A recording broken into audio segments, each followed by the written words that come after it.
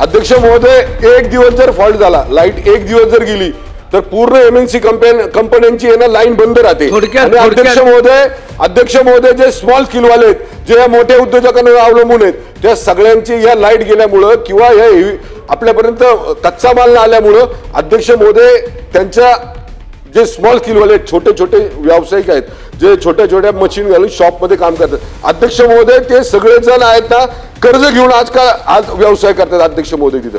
तर याच्याकरता माझी मुख्यमंत्री महोदयांच्या माध्यमातून आदरणीय मंत्री महोदयांना विनंती आहे की आपण या सगळ्या चर्चा आपण करतोय, आपण उत्तरही सकारात्मक दिले।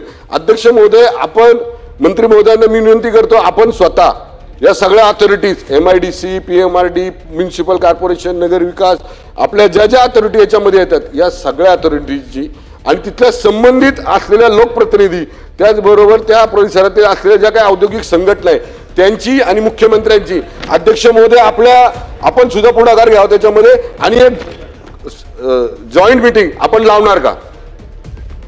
अध्यक्ष महोदय, स्कोप बाहेरचा जरी प्रश्न असेल तरी अध्यक्ष महोदय प्रश्न मला माहिती आहे आणि जे सभासदांनी सांगितलेल्या समस्या त्या भागामध्ये खूप आहेत अध्यक्ष महोदय।